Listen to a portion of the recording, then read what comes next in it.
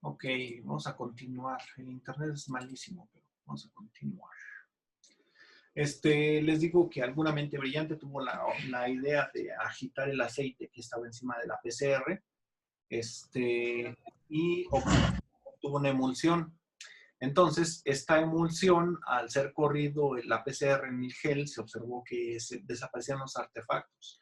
Que cada gota de la emulsión se había convertido en una unidad experimental de PCR. Entonces, fíjense bien, por probabilidad, hay, hay, eh, hay gotas que contienen el DNA, pero no es el DNA que tú estás buscando. O sea, le metes un genoma, pero no todo es lo que tú quieres, sino que hay secciones que tú no quieres, y no hay amplificación. Hay otras que sí tienen el gen que tú buscas y ahí sí hay amplificación, y otras que ni siquiera tienen DNA. Y entonces cuando tú haces esto, pero ya no solamente haces PCR, sino que haces una PCR segunda generación, o sea, una PCR de tiempo real, ya le estás metiendo sondas o le estás metiendo el fluoróforo, no sé, el Cyber Green o Eva Green. Entonces, tú lo que vas a observar es que físicamente unas gotitas van a florecer porque tienen la sonda o el fluoróforo y otras no. Entonces, por ejemplo, donde hay amplificación, hay fluorescencia y por eso tú ya puedes ver, puedes distinguir unas gotas que sean positivas de otras que sean negativas completamente, como, como fases experimentales independientes. Y bueno, estos distinguidos científicos tuvieron la idea de incluso escribirlo, lo que es la función. Continuamos. Y su protocolo era muy simple. Tienes tu reacción de PCR, el aceite, pones en bordes, haces chaca chaca, ya que se obtienen las gotitas de la emulsión, lo amplificas a PCR, luego vuelves a centrifugar para romper la emulsión, tomas, puedes tomar directamente, puedes hacer dos cosas. Quitas el aceite con pipeta y ya nomás te quedas con esto, aunque pierdas un poquito de la mezcla. O bien metes una pipeta de cuello largo, de punta larga hasta acá, y ya nada más succionas tu PCR o la purificas como ellos hicieron. O sea, hay muchas formas de hacerlo. Pero vaya, el chiste es que cuando centrifugas rompes la emulsión, y al romper la emulsión, todas estas unidades experimentales independientes se vuelven a hacer de molécula y en una reacción común de PCR se realiza con 20 microlitros de volumen. Al realizar la emulsión se pueden obtener hasta 1000 gotas por cada microlitro de reacción. Entonces puedes obtener en realidad 20,000 nanogotas. Y esa es como se hace de 20 microlitros, 20 microlitros entre 1000, cada uno 20,000 toca a un nanolitro de cada gota. O sea, imagínense, cada gota tiene un volumen de 1 por 10 a la menos 9 litros. O sea, nada. Y funciona. Esa es la formulación que ellos utilizaron para hacer la EPCR, la PCR en emulsión. Y voilà, de obtener algo así que tenías artefactos, aquí, pues estas sombritas son artefactos, no se ven muy bellas, pero son artefactos, estos son artefactos. Pasaron de esto a esto otro. Vean la limpieza de la PCR. Es muy, muy apreciable. Otra técnica, antes de empezar ya con la digital, consiste en que haces PCR in situ, donde tienes un antígeno. Esto se maneja de la siguiente manera. Tienes una superficie, en esa superficie vas a fijar el antígeno que estás buscando, le agregas un anticuerpo que es específico para dicho antígeno, luego un antianticuerpo, y ese antianticuerpo debe de llevar una secuencia de DNA, lleva una secuencia de DNA, y esta secuencia es específica para que cuando tú agregues otro DNA, este DNA se pegue y puedas tener amplificación del DNA. Ya después haces la PCR y así es como sale. Esta es la inmuno-PCR. Esta PCR es tan sensible que puedes detectar hasta una sola copia.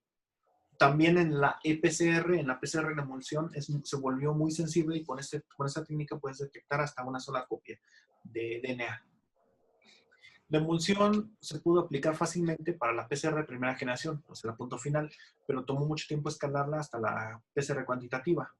Hacia 1900, hacia el 2010, nació una técnica llamada IPCR, que es la inmuno-PCR que les acabo de explicar, necesaria para llevarla la PCR a la segunda generación. No. Sí.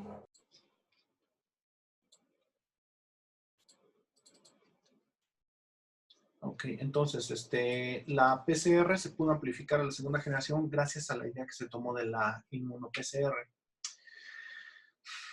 Este es bueno, uno de los primeros artículos, si no es que es el primero, de cómo se hace la inmuno-PCR. Aquí están los datos, pues lo quieren buscar, pero ya les expliqué más o menos el fundamento.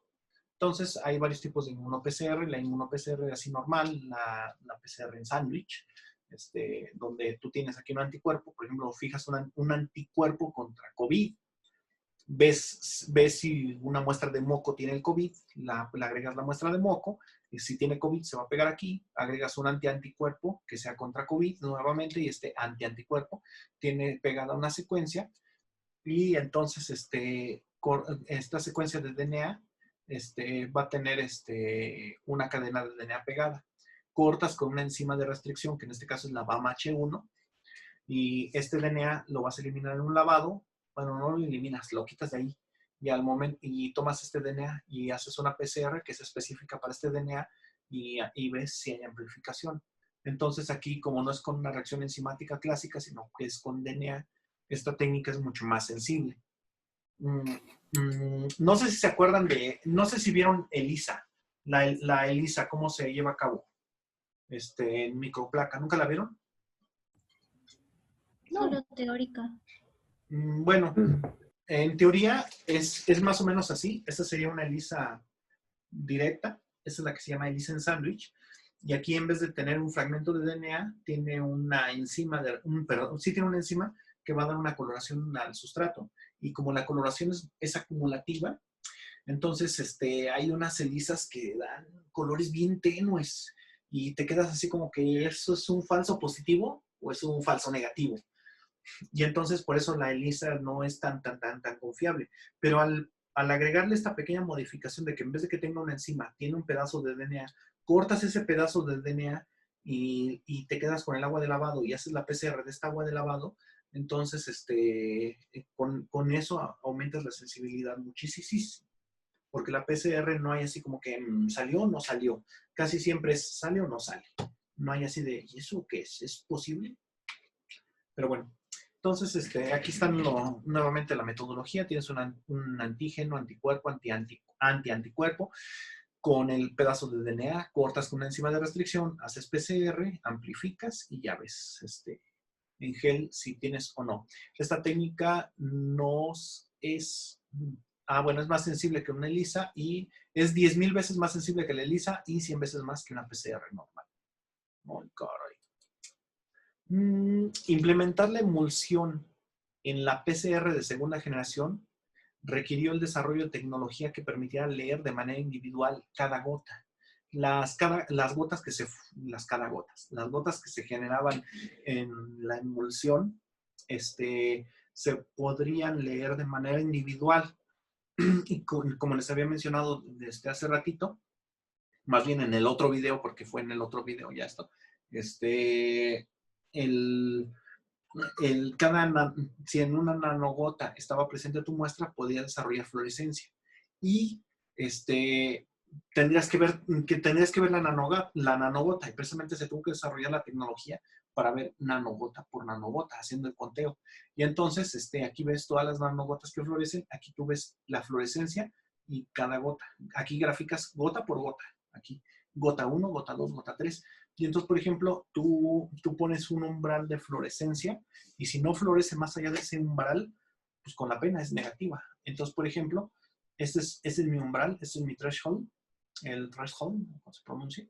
Entonces, este es mi umbral y todas las gotas que están por encima son positivas.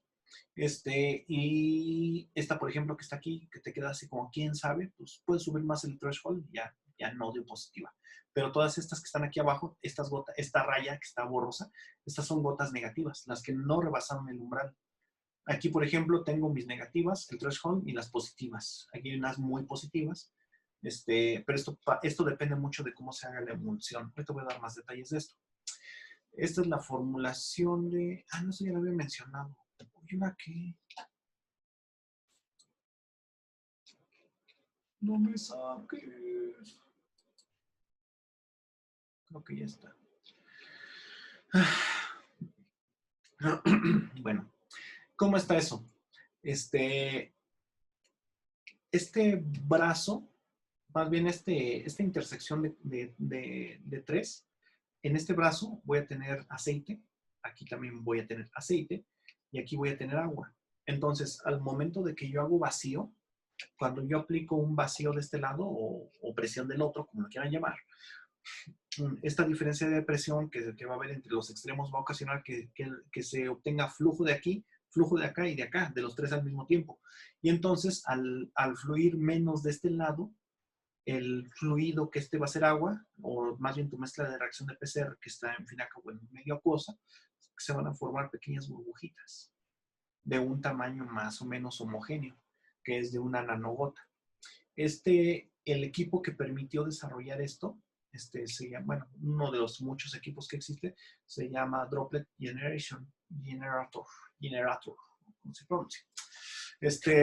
El Droplet, no, Droplet, como se pronuncia, te permite hacer esto. Va generando las nanogotas, el solito. Tarda un poquito, porque pues, obviamente hace 20,000 nanogotas, no es tan rápido. Pero bueno, entonces la mezcla de PCR que debe de contener la siguiente. Tu DNA muestra aproximadamente 1 microlitro a la concentración que habíamos mencionado de 10 nanomoles por microlitro. Es nanomoles, 10 micromolar. 10 micromolar son 10 picomoles por microlitro. El buffer, que normalmente se utiliza 10X, hay buffer 5X. Si es 5, se utilizarían 4. El primer 5', el primer 3', la sonda, que bueno, en este caso Stackman, puedes usar una sonda Scorpion, y no hemos hablado de sondas Scorpion, me falta mencionarlas. Tus DNTPs, el magnesio, que puede ser cloruro o sulfato. Si tú agregas, hay enzimas que trabajan con cloruro y hay otras que trabajan con sulfato. Si tú cambias de sales, no sale. O así que si cambias de sales, no sale con la pena. Por ejemplo, la TAC polimerasa trabaja con cloruro. Si tú le pones sulfato, no trabaja. Y la PFU de Pirococcus furiosus trabaja con sulfato de magnesio. Y si tú le pones cloruro de magnesio, no trabaja. Bueno, entonces pones tu enzima y tu agua para que hagas tu mezcla de reacción al final de 20 microlitros. Debe de dar la suma.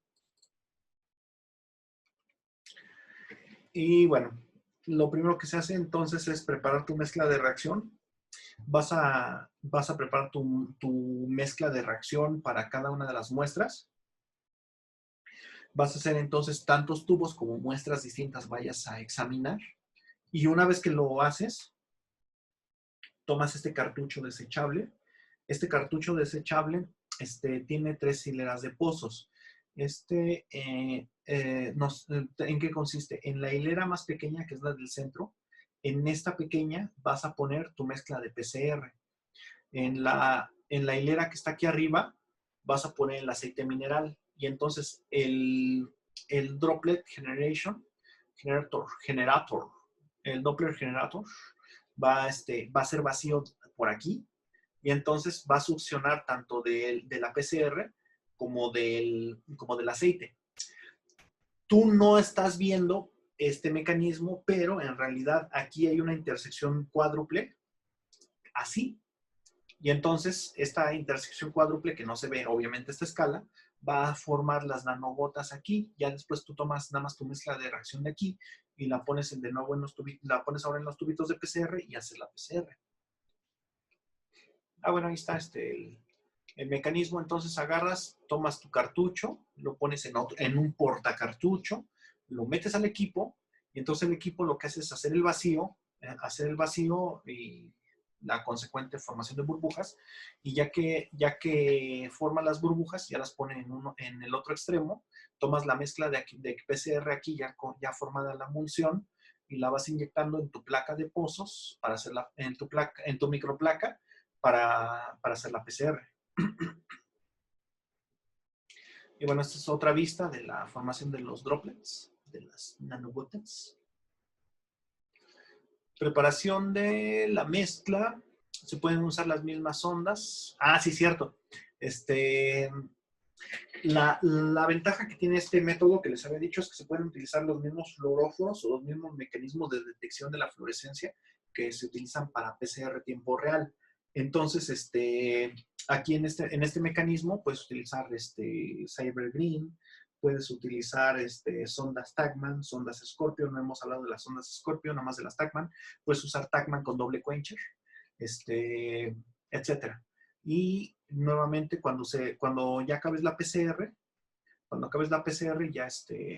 ya lees. Bueno, entonces aquí tienes tu aceite, lo pones acá, aquí pones tu mezcla, obtienes aquí ya la emulsión, pipeteas la emulsión, la pasas a microplaca, la microplaca, eso ya es un detalle más técnico del equipo, no es así como que un detalle técnico del proceso propiamente, porque si tienes otro equipo, este paso ya no es necesario. Entonces tomas tu microplaca, la pones en este equipo, que es prácticamente una placa caliente aquí arriba, pones tu microplaca, le pones aquí una cubierta metálica, la alta temperatura, es un aluminio literalmente, es un aluminio, va a hacer que la alta temperatura derrite el plástico de la microplaca y el aluminio queda pegado completamente aquí, y ya no va a haber formas de que escapes, se da un sellado hermético. Entonces tú, cuando calientes tu microplaca en el termociclador, que va a ir a 95 grados la PCR, entonces ya no se va a poder evaporar la mezcla, ya se queda ahí tu mezcla, ya no son tubitos, entonces ya no tienes que tapar tubo por tubo, sino que sellas toda la placa con aluminio. La desventaja que tienes es que llenes la microplaca o no la llenes, vas a usar una microplaca completa, una tapa de aluminio completa para los pozos que tengas, ya sea tengas 1 o 2 o tengas los 96,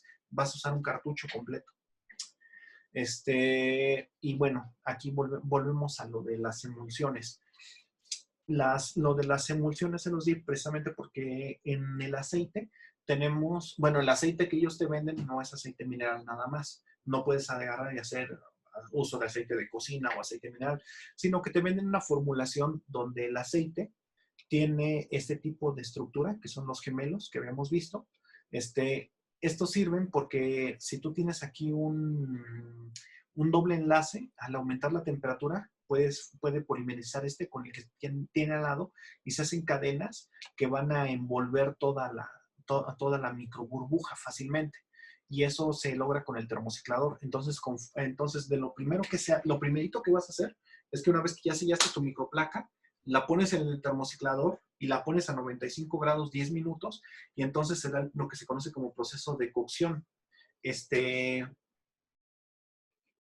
Aquí vemos cómo va aumentando el tamaño de los glóbulos conforme pasa el tiempo. Cuando no está estabilizada la muestra, cuando tú utilizas un aceite normal, al aumentar la temperatura disminuye la viscosidad y se puede dar la fisión de burbujas más fácilmente, y la tensión superficial del agua disminuye de manera exponencial al aumentar la temperatura. Entonces, al aumentar la temperatura de una emulsión, la tensión superficial disminuye y se puede lograr más fácilmente la fusión entre burbujas.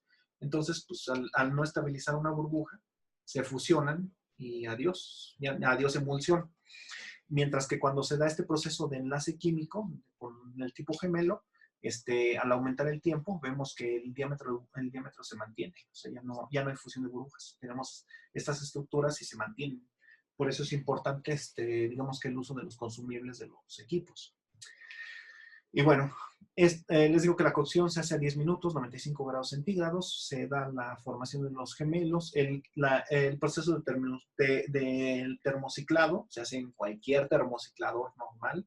Ya una vez que das la cocción de 10 minutos, ya haces tu PCR normal. Normalmente las PCR se inician con un proceso de 95 grados, 2-3 minutos, cuando trabajas con DNA genómico.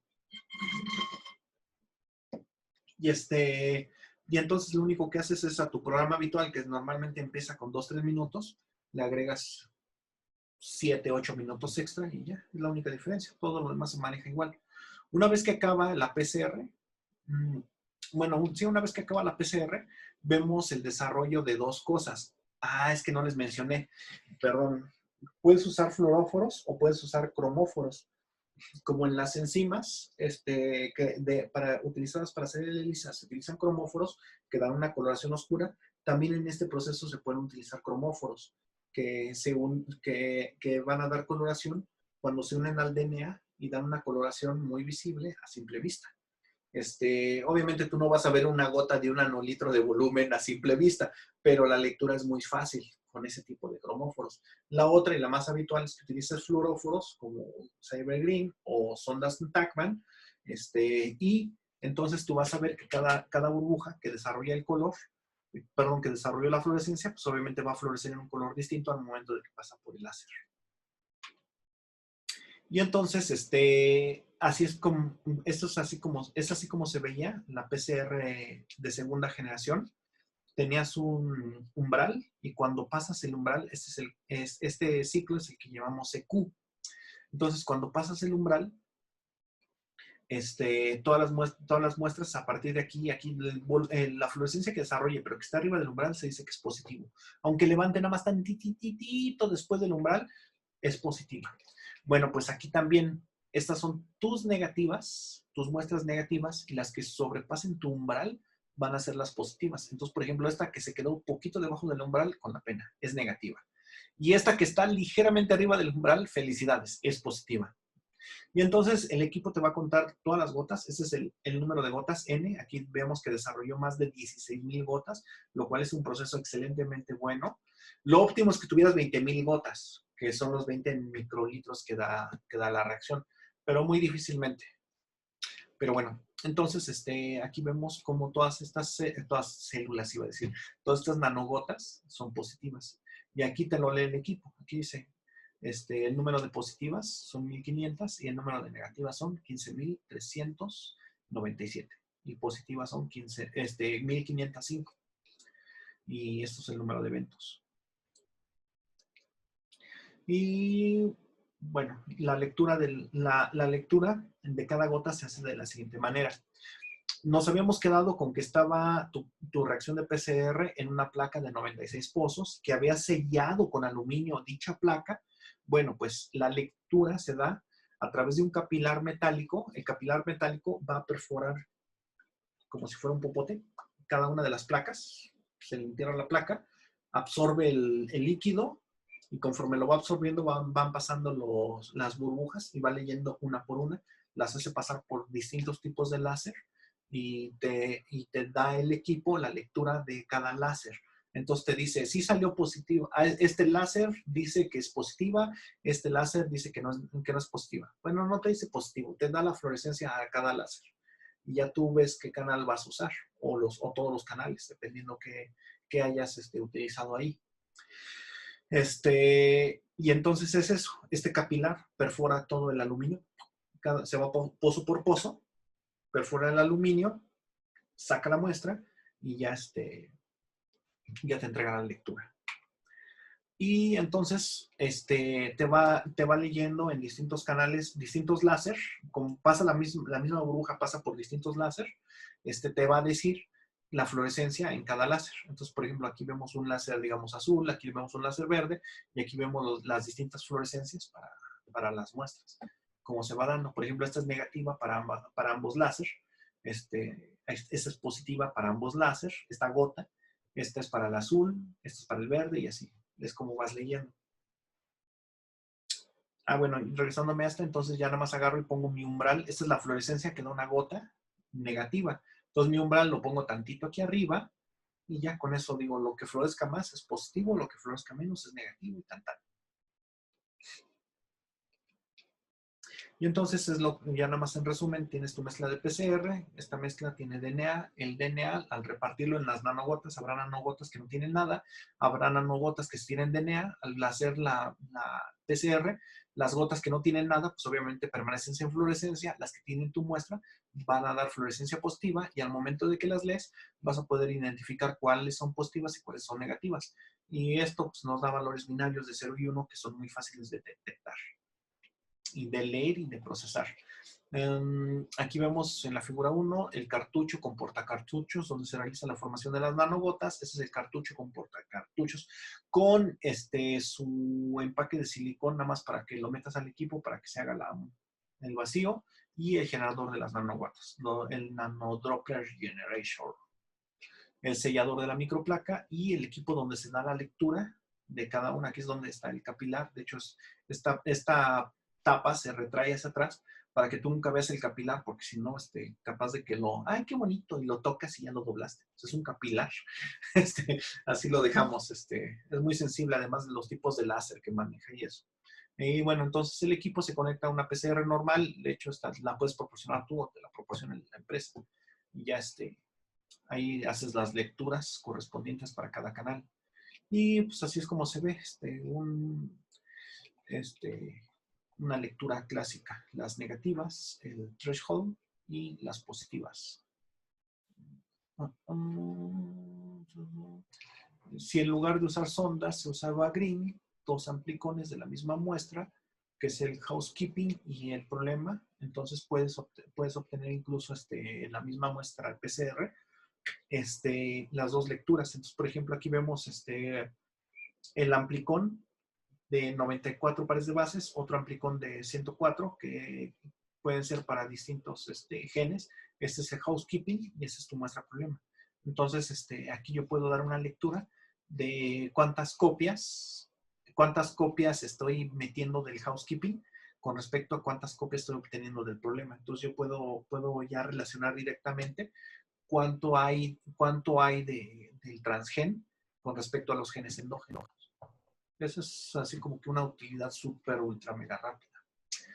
La separación entre muestras positivas y negativas se logra cuando se tiene un número no menor a 7000 nanogotas, las cuales deben de tener un claro comportamiento entre positivas y negativas, de acuerdo a la distribución de Poisson. Entonces, precisamente gracias a que el análisis se hace por una distribución de Poisson, aquí vemos la misma tendencia modal en donde se encuentra el máximo de absorción, nada más que lo que vemos aquí es distinto número de muestras. Cuando tienes 200, 400 y así. Cómo se va dando el marcaje más claro. Esta es la ecuación de Poisson, de la distribución de la fórmula, donde tienes la probabilidad de un evento X es igual a lambda, que es el número de eventos ocurridos en el intervalo estudiado, y X es la evaluación individual de cada evento, entre X factorial multiplicado por E a la menos lambda. Entonces, entre más grandes X, aumenta exponencialmente y pues, también, porque estás aumentando factorialmente el número de eventos. Entonces, gracias a esto, cuando tienes un número muy grande de eventos, puedes trabajarlo con una fiabilidad muy precisa.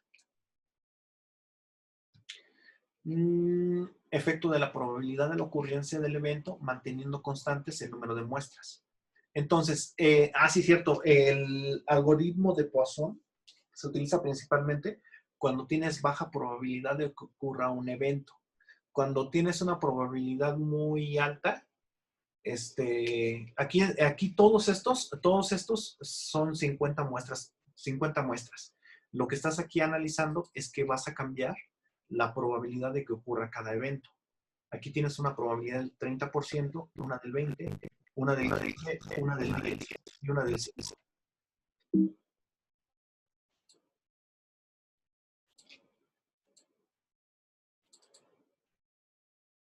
Oh, ya. Bueno, entonces, cuando tienes un evento que es menos probable, la que está disminuyendo es lambda. Entonces, al disminuir lambda, la distribución de Poisson se ve pues, más marcada. Entonces, cuando tienes una probabilidad del 50%, pues tienes una curva normal. Aquí vemos que ya desde una probabilidad del 30% de ocurrencia, pues ya es una curva normal, ya lo ven ahí, se ve prácticamente una curva normal. Entonces, precisamente necesitas que tenga una muy baja probabilidad para que se pueda ver. Y es esto, o sea, lambda no X es la probabilidad. Entonces aquí, si lo elevas a un número que es tendiente a cero, y este número también es tendiente a cero, no X es el número de eventos, ni es la ocurrencia.